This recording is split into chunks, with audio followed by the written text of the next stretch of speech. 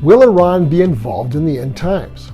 This is a huge question for many people right now, especially since the recent and growing hostilities between Iran and Israel, including the missile and drone attacks of recent days.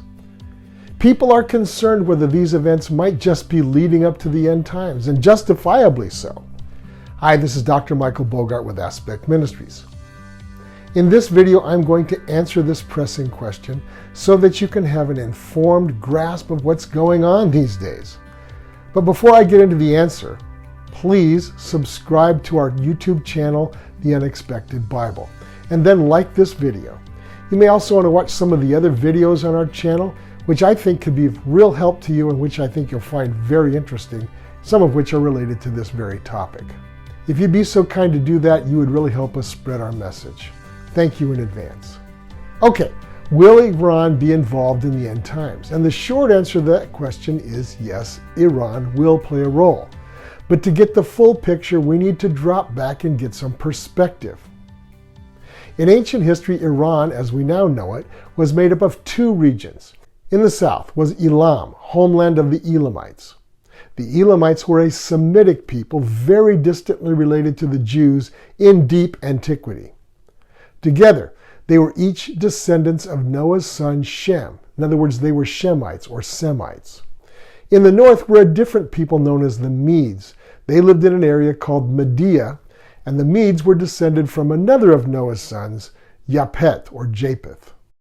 The Medes spoke a language in the Indo-European language family, and English and most other European languages, as well as the languages of Pakistan, Afghanistan, and North India, are also members of this language family. The current language of Iran is Farsi, which is descended from ancient Median. In the Bible, we meet Iran as Persia, which has been its name for most of history. In the Bible, Persia is sometimes referred to by one of its regions, either Media or Elam. Iran is featured especially in the later books of the Old Testament. The Bible records that many from the northern tribes of Israel, Ephraim, Manasseh, etc., were exiled to the cities of the Medes sometime in the late 700s BC, which would put them somewhere in northern Iran. And where they went from there is a topic I deal with in other videos on this channel under the topic of the lost tribes of Israel. Now, you may already know that a century after this deportation event, the people of the southern Israelite kingdom of Judah, the Jews, were conquered by the Babylonians. They were exiled to Babylon in the 6th century BC. The Babylonians were themselves conquered by the Persians in 536 BC, and many Jews migrated there. For the best snapshot of ancient Persia and what it was like at the height of its power, you should read the Bible book of Esther. Esther tells the story of a Jewish exile named Hadassah who won the first Miss Universe contest and became the wife of King Ahasuerus of Persia.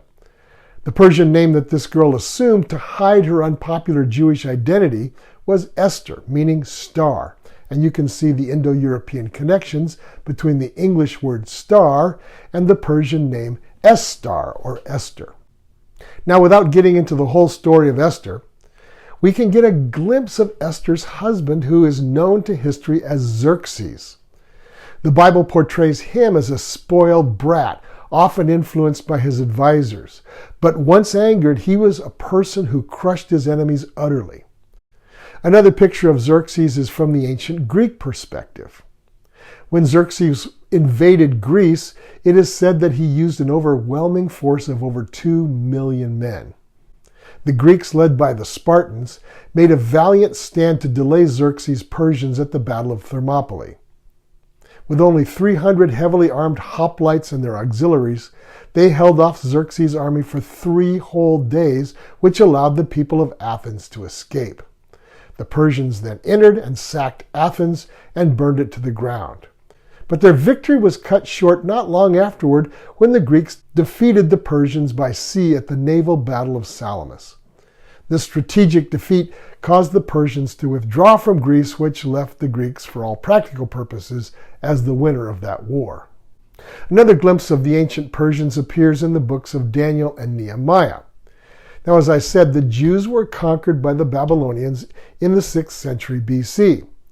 Daniel was one of the captives taken to Babylonian exile, and there he served as a top advisor to the king of Babylon.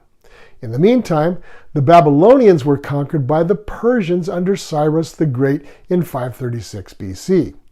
Cyrus, or Kuru as his name was in Persian, is named in the book of Isaiah chapters 44 and 45 as God's anointed. And that means he was chosen by God for a specific purpose, which in this case was to free the Jews who had been in captivity in Babylon for 70 years. So Cyrus allowed any Jews who wished to return to their homeland and rebuild to do so. The prophecy of Isaiah was written around 725 BC, which means that it actually names Cyrus before he was even born. And this is one reason why there's such a huge controversy among Bible scholars as to when and how the book of Isaiah was written. Scholars who are skeptical and who do not believe in divine inspiration of the Bible, they believe that that portion of Isaiah that names Cyrus couldn't possibly have been written by the original Isaiah back in the 700s BC, because it named Cyrus more than 100 years before he was actually born. Therefore, they believe that that part of the book of Isaiah must have been written after Cyrus's time. Their theory is that chapters 44 and 45, which mention Cyrus by name, were added much later to the original prophecy of Isaiah. Now, on the other hand, people who believe in divine inspiration have no problem with God inspiring Isaiah to name Cyrus as a future ruler of Persia. And I am a firm believer in this view that God can reveal future events and future people, and he can show up in human history in any way that he chooses. So, many Jews migrated to Persia after Babylon was conquered. And because he was seen as a valuable resource, Daniel was transferred to the Persian court as an advisor in his elderly years. It was in Persia that Daniel was thrown into the lion's den, but miraculously survived, which greatly impressed the Persian king Darius. In the book of Nehemiah, Nehemiah was an advisor and cupbearer to the Persian king Artaxerxes around 440 BC. As a Jew, Nehemiah was concerned about the security of his fellow Jews who had returned to their homeland in Jerusalem and found it devastated. And that's why he requested permission to go to Jerusalem and rebuild the city's walls to provide security against their hostile neighbors, and that would be the Samaritans and the Arabs. History records the Persian Empire was eventually conquered by Alexander the Great around 330 BC. But instead of returning to the Promised Land, as a lot of Jews did, some Jews continued to live in Persia. Now, many years ago, when I was involved in campus ministry at California State University, Fresno, I got acquainted with an Iranian student who didn't seem to fit in with the other Iranians on campus. And on getting to know him better, I found out that the reason he didn't fit in was because he was Jewish, not Muslim.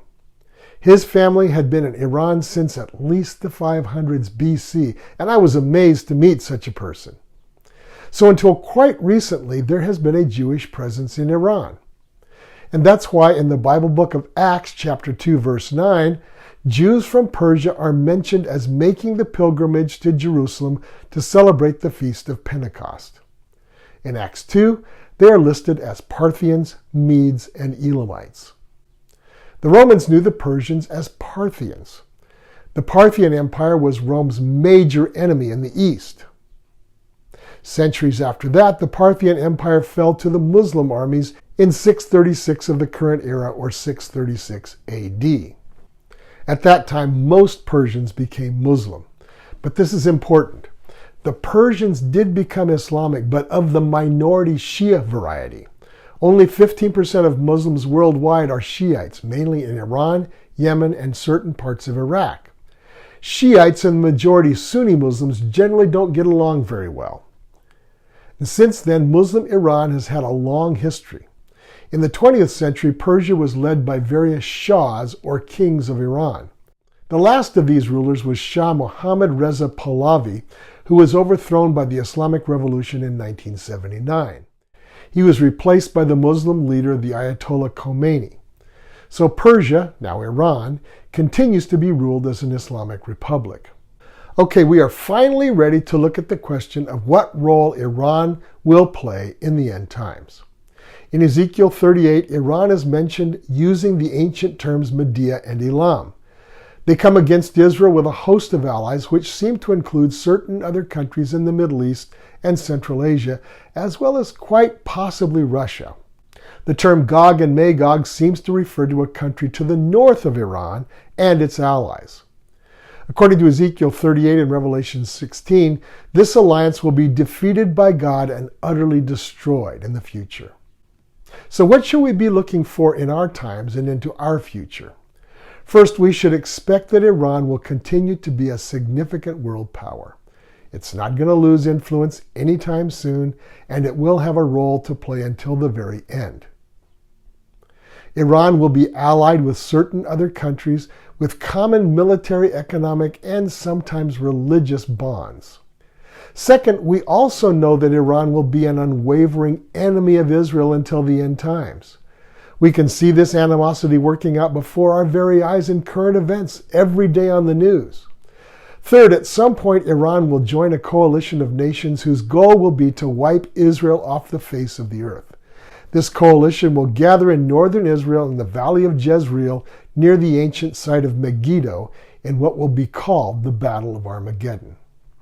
Meantime, how should we think about Iran? Well, the government of Iran, with its extreme Shiite religious perspective, is an enemy of Israel as a nation and of Jews in general. And by the way, though I am a strong supporter of Israel's right to exist and defend itself, that doesn't mean that Israel as a nation can do no wrong. So I think we have to be very careful as we evaluate political events from that perspective. However, as much as the Iranian government hates Israel and Jews, the Iranian people are not necessarily always in agreement with that policy. Remember that there has been a Jewish presence for more than 2,500 years, but when the Shah was overthrown, most Jews left and went other places, including Israel.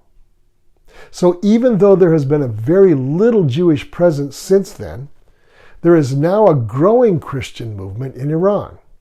Now, I don't know a lot of the current specifics, but I have reason to believe that Christianity in Iran is growing in surprising ways. Why is there no mention of this in the news? Well, several reasons. First, the news media has no interest in broadcasting Christian successes. Second, the Iranian government doesn't want that information to get out. It would be embarrassing for them for the world to know that Iran has a growing Christian community of people who are turning from Islam to Christian faith. And third, the Christian community in Iran and the world in general don't want to spread this fact very much, and that's for the simple reason that they don't want to endanger Iranian Christians. And that's why I can't give too many specifics. But I have heard that in various kinds of informal gatherings, groups of Iranian Christians are meeting weekly to worship Jesus Christ as Lord and Savior. I also have heard that a number of years ago, the Iranian government created a special department, and their job was to tour Iranian schools, warning students not to listen to these crazy, dangerous Christians or to search the internet for Christian sites in Farsi, the language of Iran. Some years ago, I knew an Iranian Christian exile here in the United States.